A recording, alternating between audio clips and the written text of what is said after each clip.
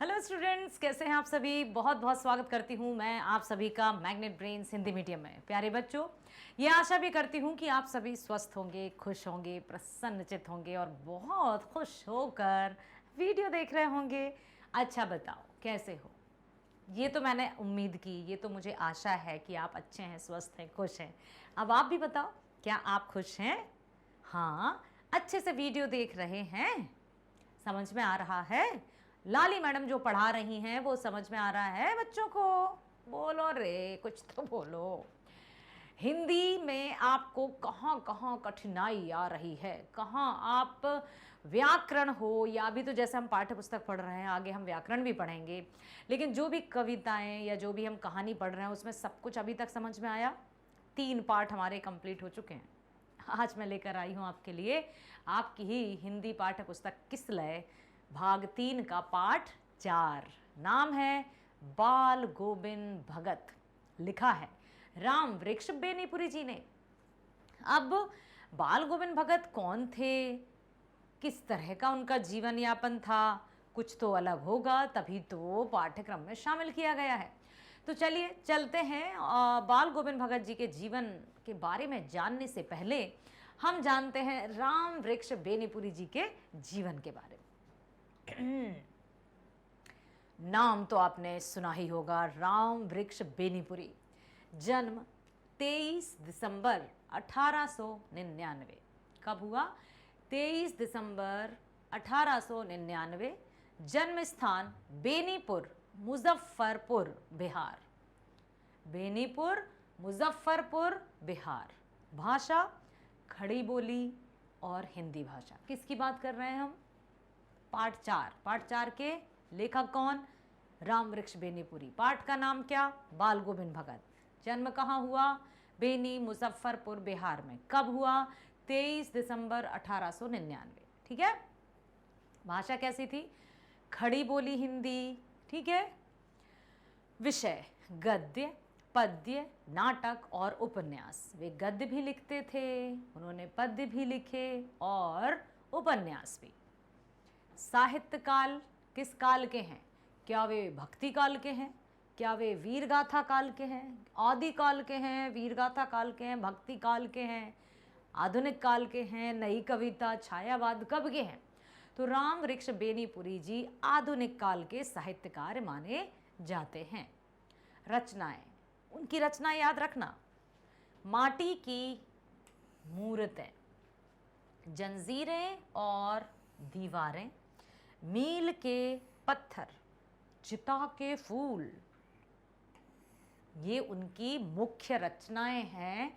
इनकी रचनाएं जो मुख्य रचनाएं हैं यहाँ पर दी जा रही हैं जीवन परिचय के साथ, तो आप इन याद रखिएगा, क्योंकि जब वस्तुनिष्ठ प्रश्न पूछे जाते हैं तो वस्तुनिष्ठ प्रश्नों में रचनाकारों की रचनाओं के बारे में पूछा जाता है। साथ ही इस तरह के प्रश्न भी आ सकते हैं कि वे मूलतः क्या थे, क्या सिर्फ गद्य ही लिखते थे या कुछ और भी लिखते थे। ठीक है, जैसे आ जाएगा कि राम वृक्ष बेनीपुरी गद्य लेखक थे, पद्य लेखक थे, उपन्यास लेखक थे, या गद्य, पद्य और उपन्यास लेखक थे। तो यहाँ पर हम गद्य, पद्य, नाटक और उपन्यास सब थे, वो हम कह देंगे उपर्युक्त सभी यदि आया है तो। ठीक है। अब जैसे रचनाएं यहाँ पर लिखी हैं, माटी की मूर्तें, जंजीरें और दीवारें, मील के पत्थर, चिता के फूल, ये सब इनकी रचनाएं हैं। मृत्यु कब हुई? 9 सितंबर 1968 को बिहार में। जन्म कब हुआ था? 23 दिसंबर 1899 को, और मृत्यु 9 सितंबर 1968। इसका अर्थ 1899 से 1968 तक इनका जीवन काल रहा। कब से कब तक बेटा? 1899 से 1968 तक राम वृक्ष बेनीपुरी जी का जीवन काल रहा। ठीक है, चलो आगे चलते हैं।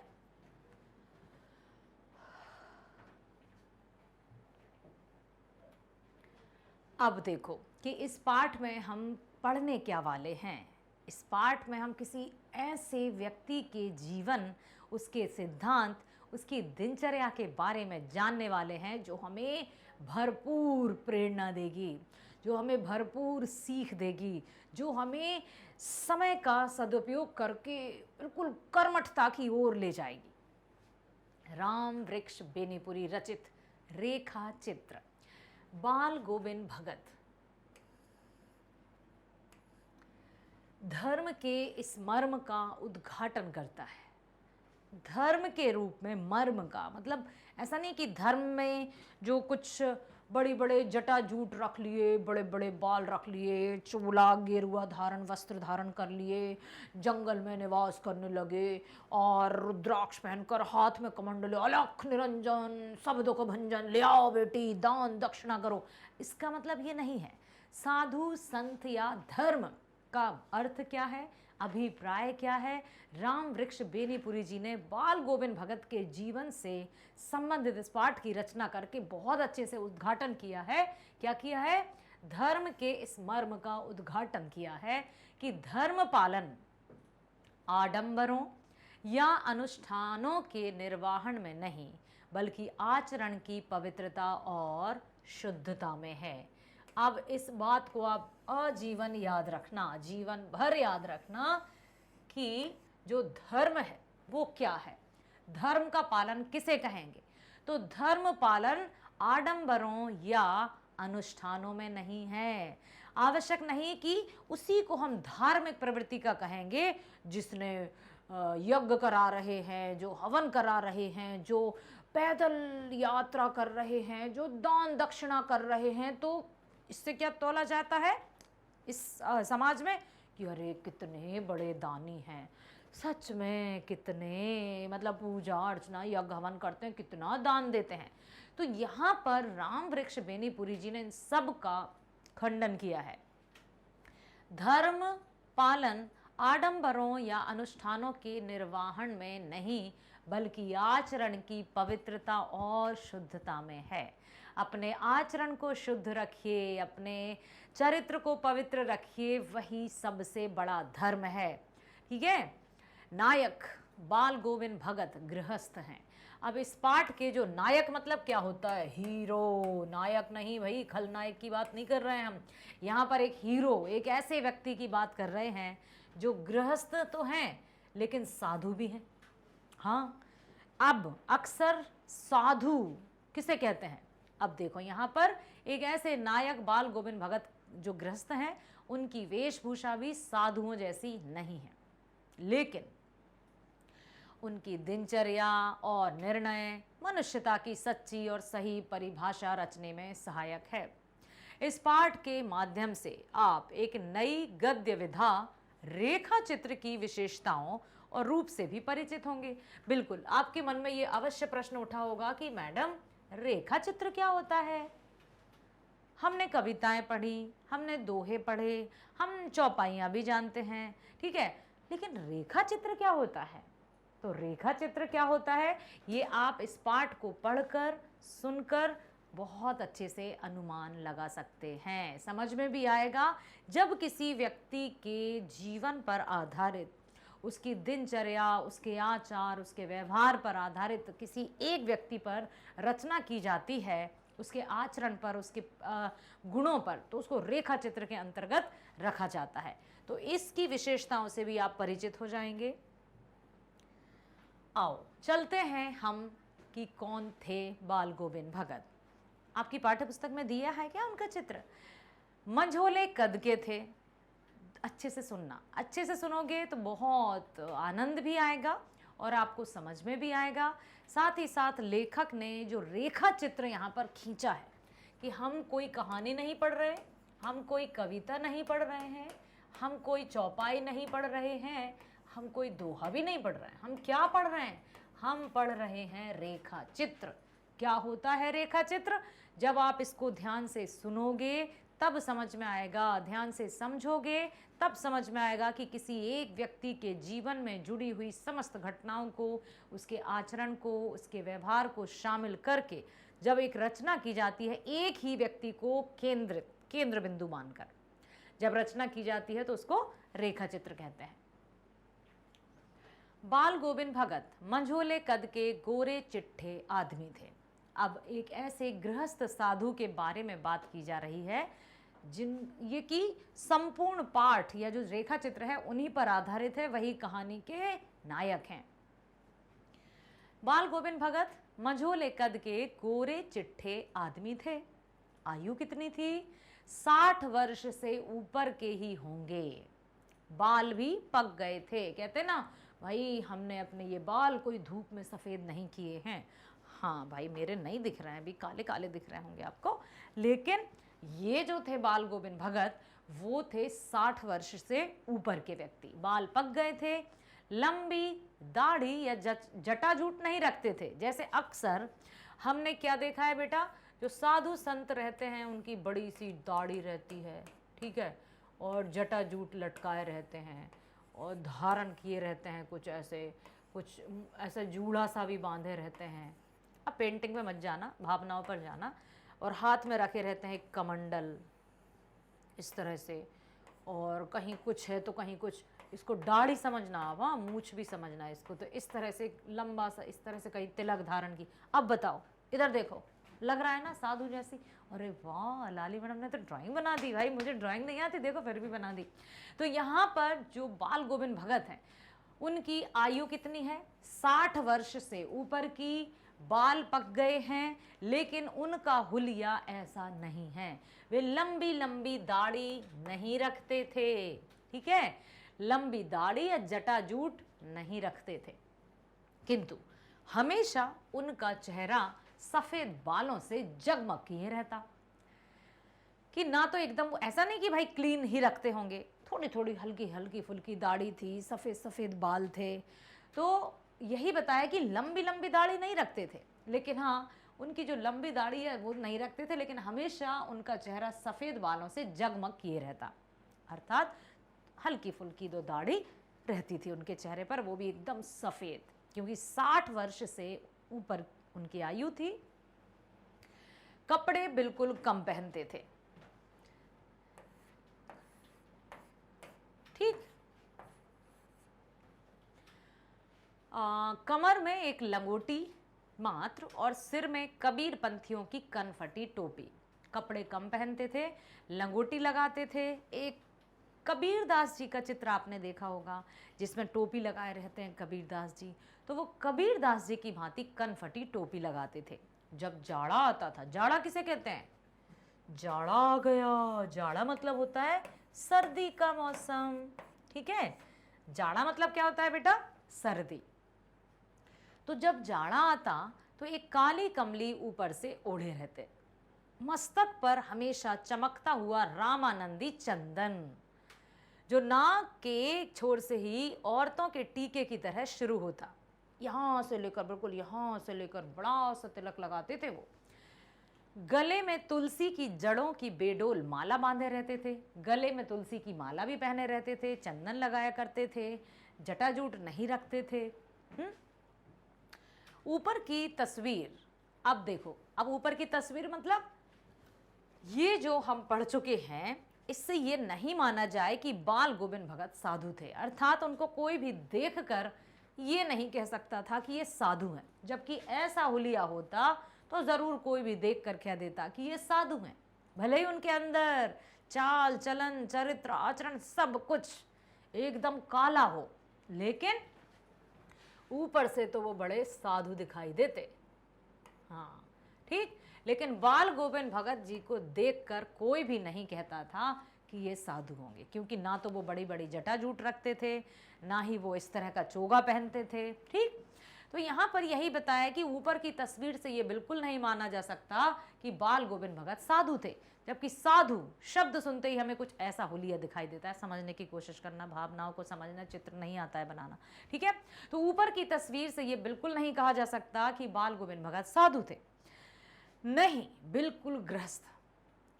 इस तरह की वेशभूषा धारण नहीं करते थे, वे गृहस्थ थे, किसानी किया करते थे, खेती बाड़ी का काम किया करते थे।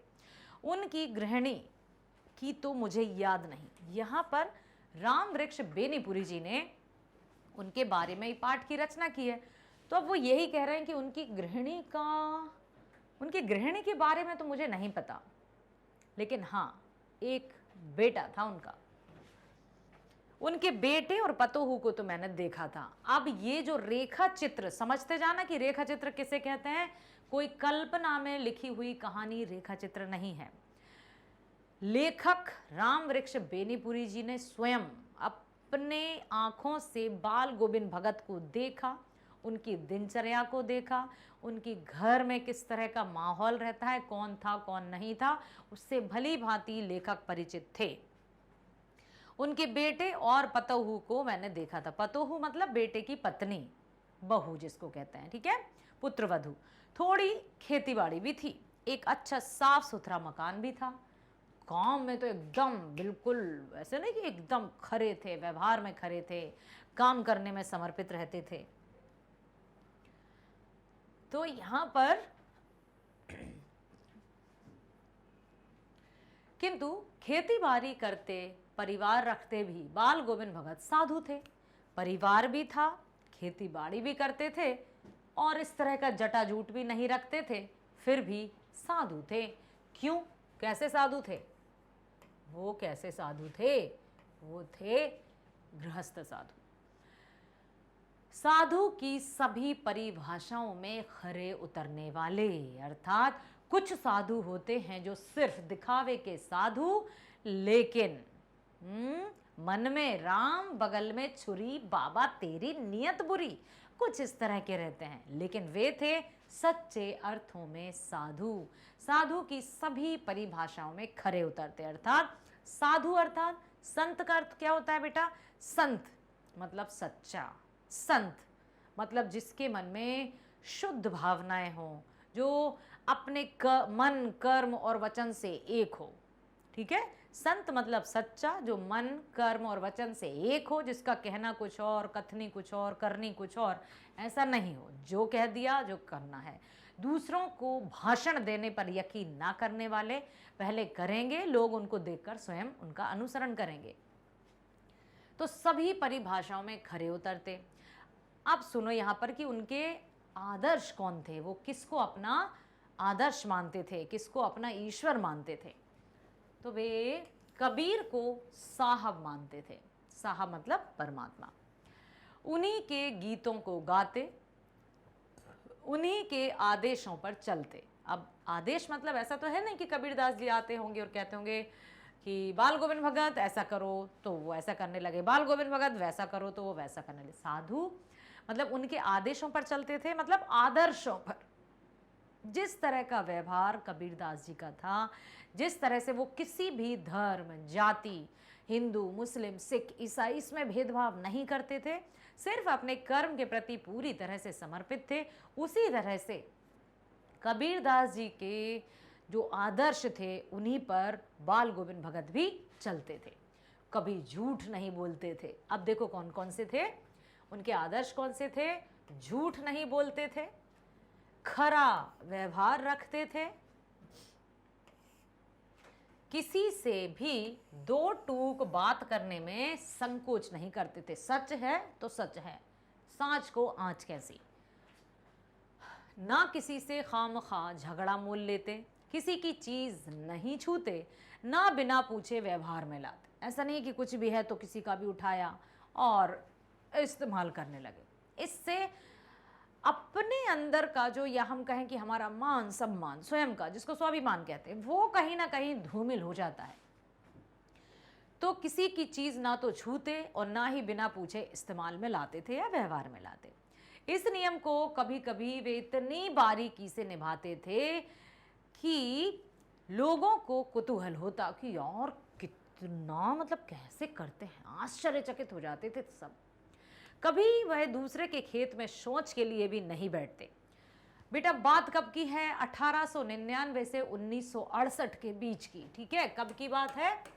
1899 से 1968, जब रामवृक्ष बेनीपुरी जी ने इस पाठ की रचना की, ठीक है। तो उस समय घर घर शौचालय वाले कोई पद्धति नहीं थी, सब बाहर दूर खेतों में शौच के लिए जाते थे। इसलिए यहाँ पर लिखा है कि वे कभी भी दूसरों के खेत में शौच के लिए भी नहीं बैठते। वे गृहस्थ, लेकिन उनकी सब चीज़ साहब की थी।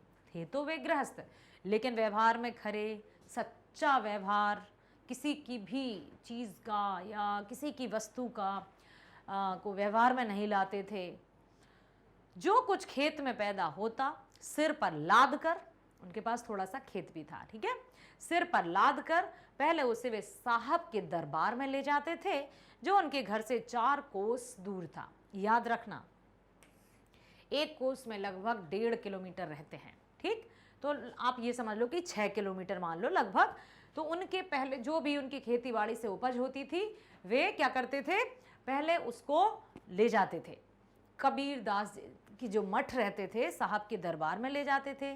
फिर एक कबीर पंथी मठ से मतलब है कि वह दरबार में भेंट रूप में रख लिया जाता था, और जो भी उनको प्रसाद के रूप में मिलता था उससे घर लाते और उसी से अपना गुजारा चलाते थे। आप समझ में आया कि बाल गोविंद भगत को क्यों साधु की परिभाषा दी गई है, या क्यों उन्हें साधु कहा गया है। बाल गोविंद भगत, भगत अर्थात साधु की तरह जीवन यापन करने वाले। तो इतने अच्छे थे वे।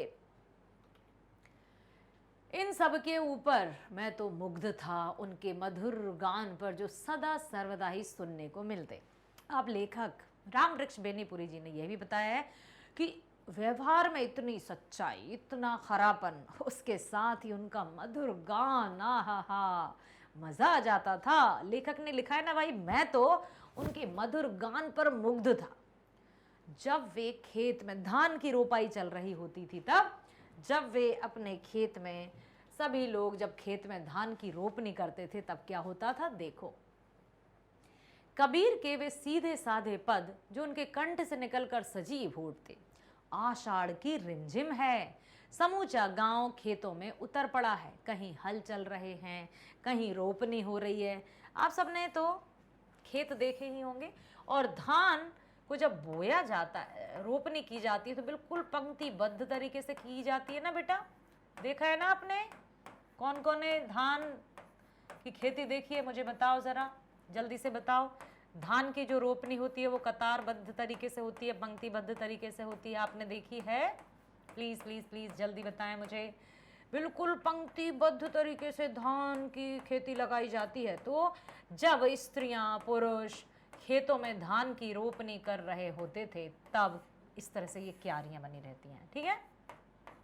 इसमें खूब बिल्कुल पानी भरा रहता है और धान की रोपनी चल रही होती है, इस तरह से, ठीक, क्यारियां बनी रहती हैं। तो मान लो ये धान की खेती है, इसी तरह से धान की खेती होती है।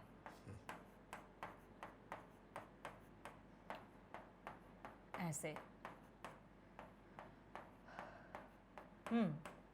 मान लो ये धान का खेत है हमारा, क्यारियां लगी हैं। तो जब जब आषाढ़ की रिमझिम, हिंदी महीनों के नाम याद है आपको? कौन सा महीना है पहला महीना, बताओ हिंदी महीनों का। हाँ, किसी को नहीं पता? सुनो, फिर मैं पूछूंगी तो बताना। सबसे पहला महीना जो है वो चैत्र है। चैत्र, वैशाख, ज्येष्ठ, आषाढ़। आषाढ़ में रिमझिम रिमझिम रिमझिम रिमझिम बारिश स्टार्ट हो जाती है। चैत्र, बैशाख, ज्येष्ठ, आषाढ़, सावन, भादों, क्वार, कार्तिक, अगहन, फूस, माघ, फागुन, हो गए 12 महीने। फागुन के बाद फिर से चैत्र आ जाता है। तो आषाढ़ की रिमझिम है, समूचा गांव खेतों में उतर पड़ा है। कहीं हल चल रहे हैं, कहीं रोपनी की जा रही। रोपनी देखो, इस तरह से बहुत अच्छे से धान की रोपनी होती है। धान के पानी भरे खेतों में बच्चे उछल रहे हैं, औरतें कलेवा लेकर मेड़ पर बैठी हैं। मेड़ पर कलेवा क्या होता है? कलेवा, कलेऊ भी कहते हैं ना, कलेऊ, कलेवा। हाँ, कलावा नहीं बेटा, कलावा नहीं। बहुत से बच्चे कलेऊ को या कलेवा को कलावा, कलावा समझने लगते हैं। कलावा अलग है, ये कुसुम, ठीक है, ये अलग है। कलेऊ मतलब होता है सुबह का नाश्ता, ठीक है। तो बहुत जब सभी खेत में काम कर रहे होते हैं, तो फिर औरतें कलेवा लेकर मेड़ पर बैठी हैं। मेड़ मतलब जो बीच का, ऐसा ये होती है मेड़। जैसे ये 2 खेत हैं, ये बीच की छोटी सी एक जिसपे से चल फिर सकते हैं, ये हो गई मेड़ बीच की। या फिर ये तो क्यारियां हैं, ये समझ लो आप बीच की मेड़ है। ये 2 भाइयों का है, एक बड़े भाई का है खेत, ये छोटे भाई का है। बीच में से इनके में मेड़ है, इसमें छोटी छोटी घास भी उगती रहती है, ठीक है। फिर यहाँ किसी और का खेत आ गया, तो जो पार्टीशन होता है, जैसे ये वाला, ये जो हिस्सा है वो मेड़ कहलाती है, जहाँ पर दो खेत आपस में बट जाते हैं। तो वहाँ पर बैठी हैं सब लोग। आसमान बादल से घिरा, क्योंकि आषाढ़ का महीना है, धूप का नाम नहीं, ठंडी पुरवाई चल रही। अब बताओ पुरवाई मतलब क्या है? समझ में आ गया होगा कि ठंडी पुरवाई चल रही है मतलब ठंडी ठंडी हवा चल रही है।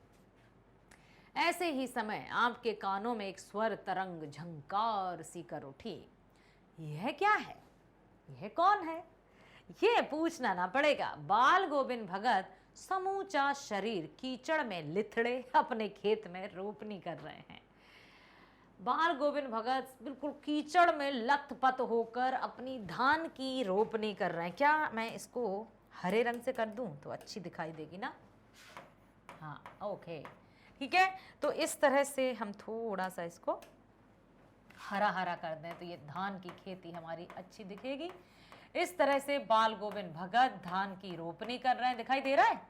हाँ भाई, हम धान की रोपनी कर रहे हैं। इस तरह से पंक्तिबद्ध तरीके से धान की खेती की जा रही है। और बाल गोविंद भगत धान की खेती करने के साथ साथ पूरी तरह से कीचड़ में लथपथ हैं और उनका शरीर पूरी तरह से कीचड़ में सना हुआ है। अब दिख रहा है? हाँ, हरा हरा दिख रहा है कुछ। ये धान है। अब देखो यहाँ पर क्या सुनाई दिया? हाँ, बाल गोविंद भगत की स्वर लहरियां। अब उनका मधुर गान शुरू होने वाला है।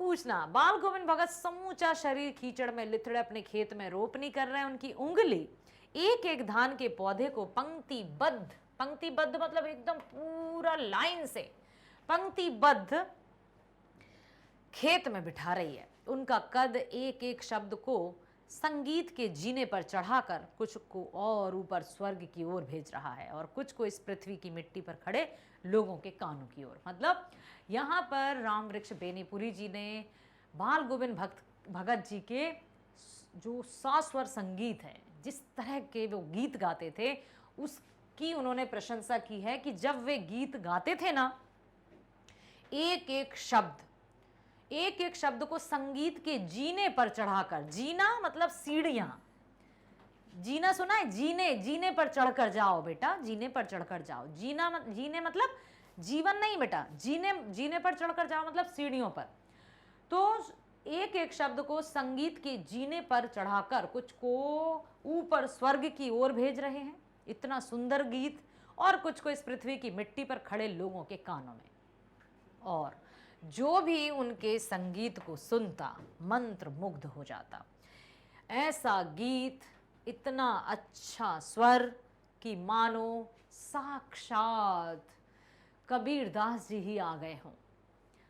बच्चे खेलते हुए झूम उठते हैं। मेड़ पर बैठी खड़ी औरतों के होंठ भी कांप उठते हैं। कांप उठते हैं मतलब कोई डरी नहीं है, वो घबराई नहीं है। वो जब बाल गोविंद भगत गीत गाते थे तो उनके साथ साथ वो भी गुनगुनाने लगती थी। धान की रोपनी चली रही है, ठीक है, तो ऐसा लगता था जैसे वो भी गीत गुनगुना रही हैं उनके साथ साथ।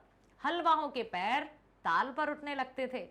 जब कोई गीत या कोई ऐसा संगीत बजता है तो हम कोई भी कार्य कर रहे हैं, हम झूमने लगते हैं ना एकदम ऐसे। तो उसी तरह से जो हलवाए मतलब जो हल चला रहे हैं, कोई धान की रोपनी कर रहा है तो वो भी जैसे झूम उठे, वो भी उसमें ताल पर ताल मिलाकर झूम उठते हैं। रोपनी करने वालों की उंगलियां एक अजीब क्रम में चलने लगती हैं। बाल गोविंद भगत का यह संगीत है या जादू। इतना मधुर गायन कि सभी लोग मंत्र मुग्ध हो जाते। सुबह से दोपहर हो गई, दोपहर से शाम हो गई, शाम से रात, किसी को समय का पता ही नहीं चला। अब सोचिए, कहते हैं ना कि जब जो काम पूरे दिल से, जोश से, उमंग से, लगन से और समर्पण भावना के साथ किया जाता है तो वो स्वयं को तो प्रसन्नता देता ही है, साथ ही साथ आसपास के वातावरण को भी प्रसन्नचित बना देता है। ऐसा ही था जब बाल गोविंद भगत गीत गाते थे तो थकावट होती ही नहीं थी। भादों की वह अंधेरी अधरतिया, अब सावन के बाद आता है भादों में काली काली रात। अभी थोड़ी ही देर पहले मूसलाधार वर्षा खत्म हुई है। बादलों की गरज, बिजली की तड़प में आपने कुछ नहीं सुना हो, किंतु अब झिल्ली को झनकार या दादुरों की टर टर बाल गोविंद भगत के संगीत को अपने कोलाहल में डुबो नहीं सकती। इसका तात्पर्य यही है कि चाहे कुछ भी हो, बरसात हो, भीषण बिजली चमक रही हो, बादलों की गर्जना हो, लेकिन बाल गोविंद भगत का संगीत, उनका गीत नियमित रूप से चलता ही है। उनके गीत को कोई भी रोक नहीं सकता। दादुर मतलब मेंढक। दादुर मतलब क्या होते हैं? मेंढकों की टर टर, झींगुरों की झनकार। उनकी खंजड़ी डिमक डिमक कर बज रही है और वे गा रहे हैं, गोदी में पिएवा चमक उठे सखियां चिहुक उठना। हाँ, पिता तो गोद में ही है, किंतु वह समझती है वह अकेली है। पिया पिया सॉरी सॉरी सॉरी, पिया तो गोद में ही है, किंतु वह समझती है कि वह अकेली है और चमक उठती। चमक उठना मतलब चौंक उठना, चिहुक उठती है। तो वो गा रहे हैं, गोदी में पीवा चमक उठे सखियां चिहुक उठना। तो वो साथ में है, लेकिन उसको लग रहा है कि यहाँ कोई नहीं है और वो एकदम चौंक उठती है। उसी भरे बादलों वाले भादों की आधी रात में जब उनका यह गाना अंधेरे में अकस्मात, अकस्मात क्या लग रहा है आपको? अकस्मात, कौंध उठने वाली। अकस्मात मतलब जब अचानक से बिजली चमकती है, और जैसे ही बिजली चमकती है, आप लोग भी करते होंगे ना, हम पहले ही अपने कान बंद कर लेते हैं कि अब बादलों की आवाज आएगी, बादल गड़गड़ाएंगे, होता है ना ऐसा। तो अकस्मात कौंध उठने वाली बिजली की तरह किससे ना चौंका देता। अरे अब सारा संसार निस्तब्धता में सोया है, जबकि सारा संसार बिल्कुल सोया हुआ है, सन्नाटा छाया हुआ है, चारों तरफ रात, काली अंधेरी रात है। बाल गोविंद भगत का संगीत जाग रहा है।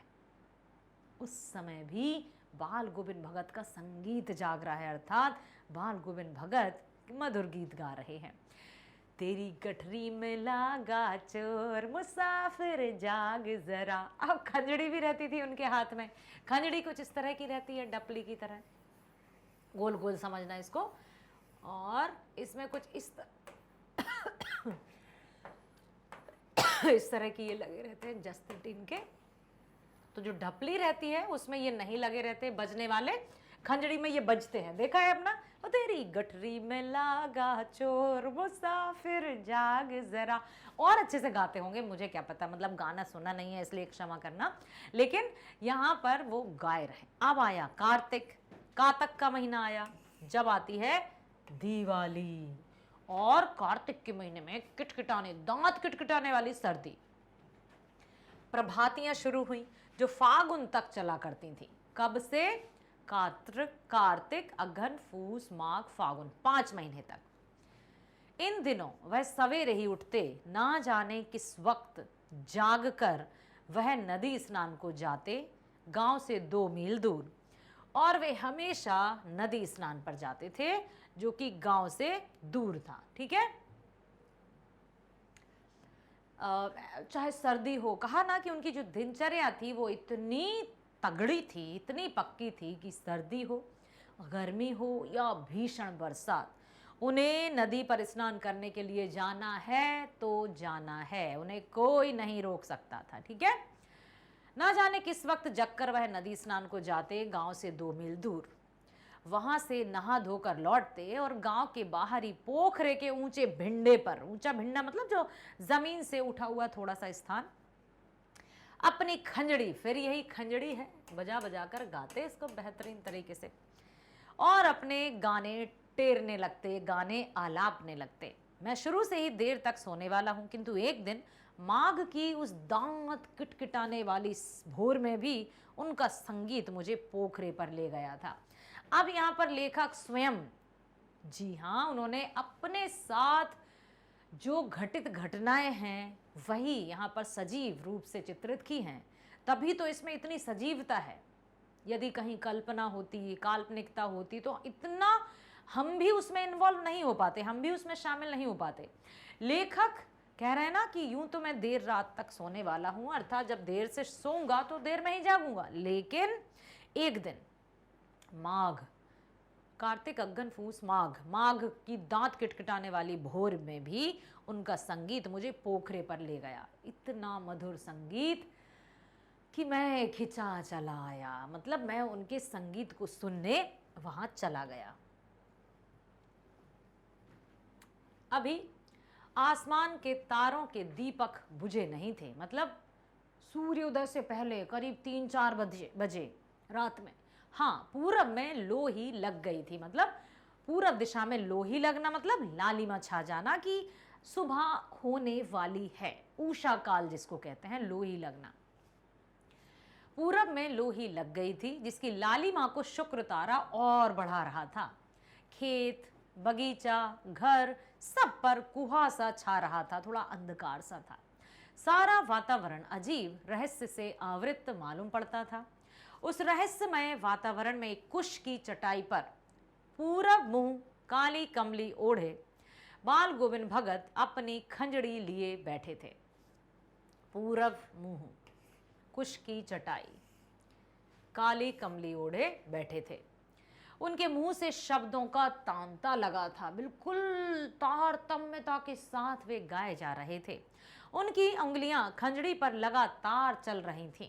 गाते गाते इतने मस्त हो जाते, इतने सुरूर में आते, उत्तेजित होते कि मालूम होता कि अब खड़े हो जाएंगे।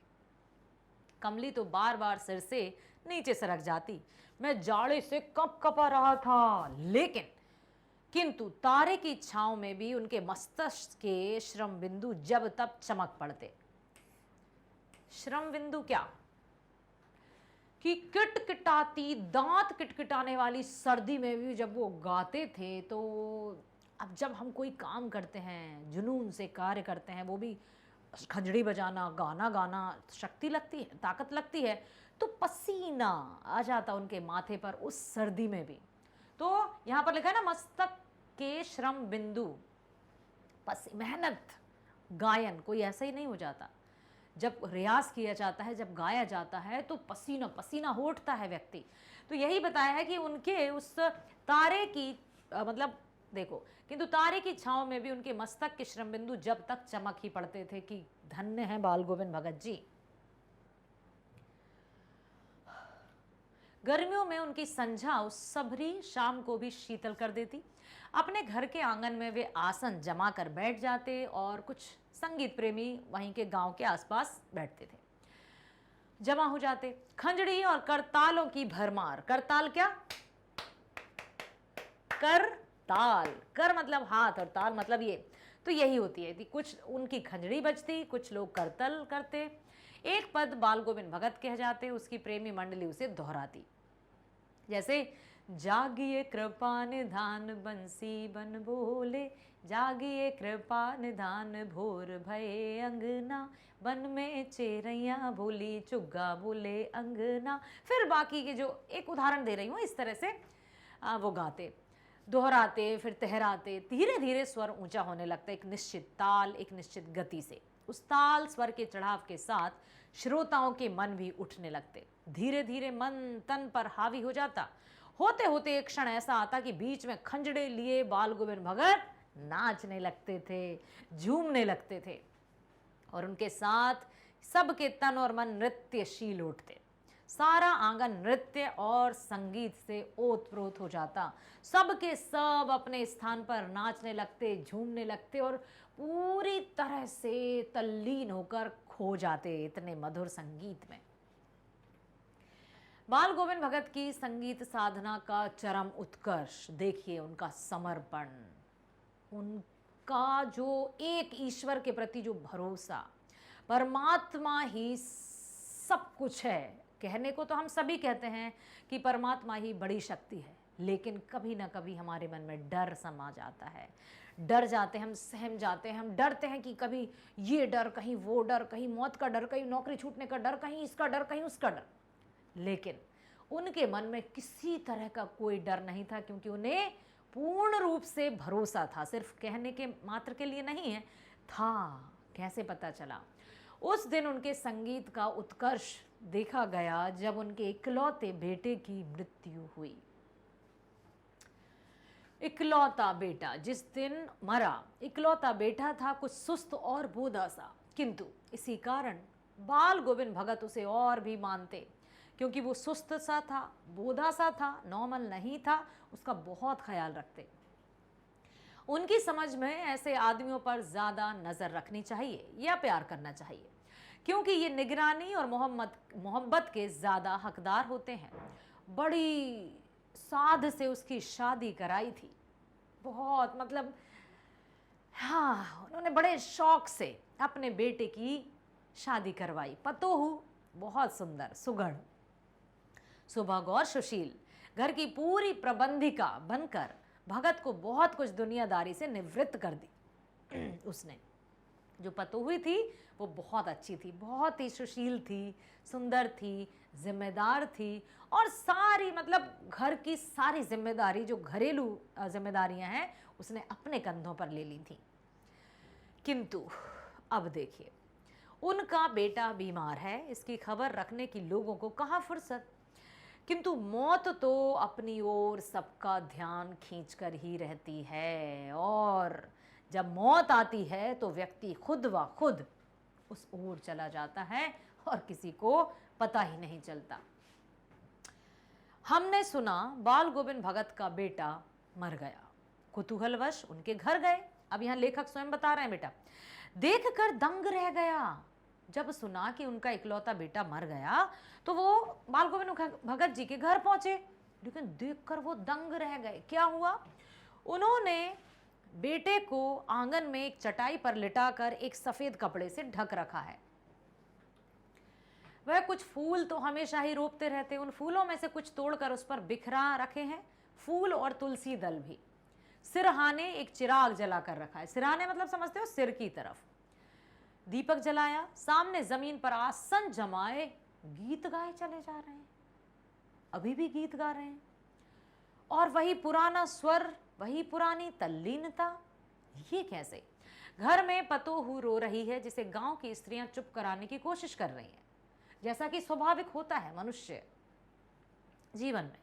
किंतु बाल गोविंद भगत गाए जा रहे हैं। हाँ, गाते गाते अपनी पतोहू से कह रहे हैं कि ये रोने का समय नहीं है, ये तो उत्सव मनाने का समय है, क्योंकि आत्मा अपनी विरहणी अपने प्रिय से मिल गई है, आत्मा परमात्मा से मिल गई है। क्या कहते? उसके नजदीक जाकर और रोने के बदले उत्सव मनाने को कहते। आत्मा परमात्मा के पास चली गई है, विरहणी अपने प्रेमी से जा मिली है। विरहणी मतलब विरहणी मतलब बेटा बिछड़ी हुई प्रेमिका।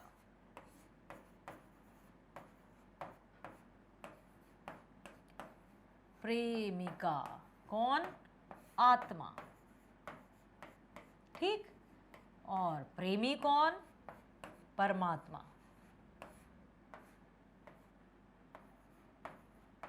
ठीक है, तो अपनी पतोहू से क्या कहते हैं वे? कि ये तो उत्सव मनाने का समय है, विलाप करने का नहीं, रोने का नहीं। भला इससे बढ़कर आनंद की बात कौन? मैं कभी कभी सोचता ये पागल तो नहीं हो गए, किंतु नहीं, वह जो कुछ कह रहे थे उसमें उनका विश्वास बोल रहा था, वह चरम विश्वास जो हमेशा ही मृत्यु पर विजयी होता आया है। हम सब जानते हैं कि मृत्यु अटल है, लेकिन उसके नाम से भी कांप जाते हैं, सच डर जाते हैं।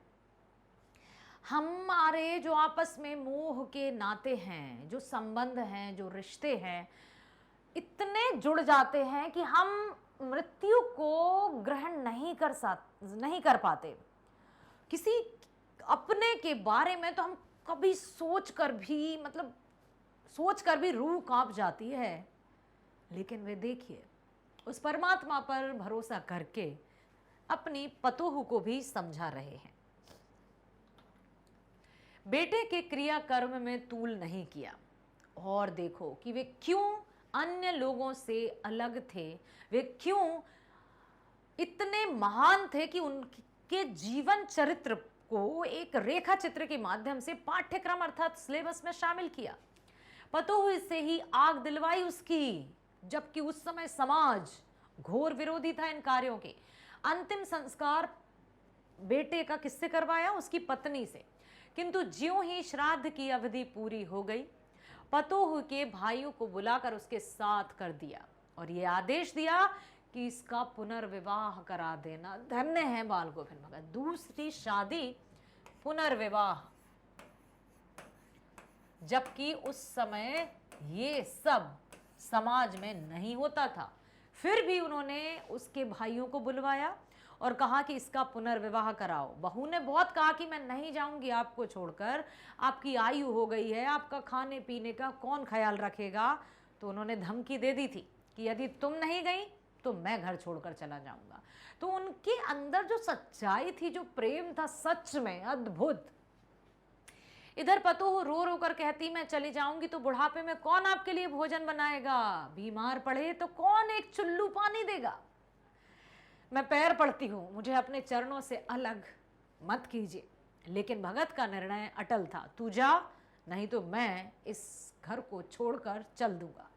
यह थी उनकी आखिरी दलील, और इस दलील के आगे बेचारी की क्या चलती।